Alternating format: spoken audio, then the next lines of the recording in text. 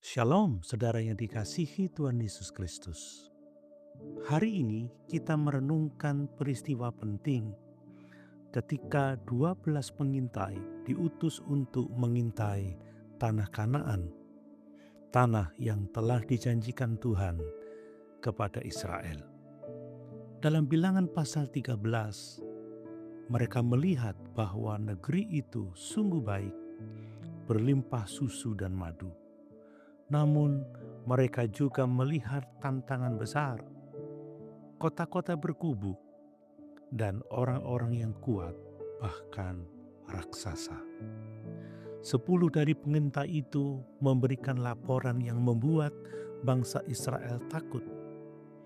Mereka berkata dalam ayat 33, "Kami lihat diri kami seperti belalang, dan demikian juga mereka terhadap kami." Ini adalah gambaran iman yang runtuh oleh keadaan. Mereka melihat janji Tuhan, tetapi lebih percaya pada masalah daripada pada Tuhan yang berjanji. Namun ada dua orang yang berbeda, Kaleb dan Yosua. Kaleb berkata dalam ayat 30, "Kita akan maju dan menduduki negeri itu, sebab kita pasti akan mengalahkannya." Apa yang membedakan mereka? Bukan karena mereka melihat keadaan yang berbeda, tetapi karena mereka memiliki perspektif yang berbeda. 10 pengintai melihat masalah lebih besar dari Tuhan, tetapi Kaleb dan Yosua melihat Tuhan lebih besar dari masalah. Saudara, inilah inti dari iman sejati.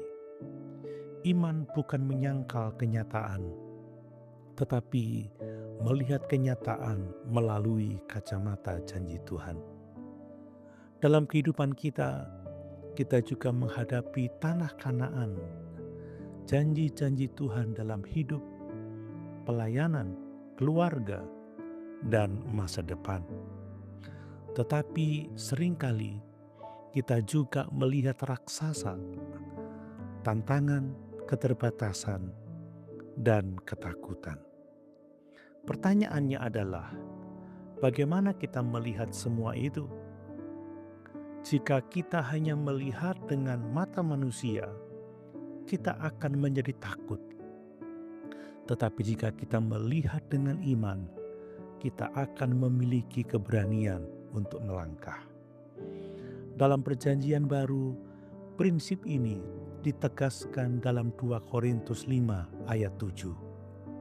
Sebab hidup kami ini adalah hidup karena percaya, bukan karena melihat.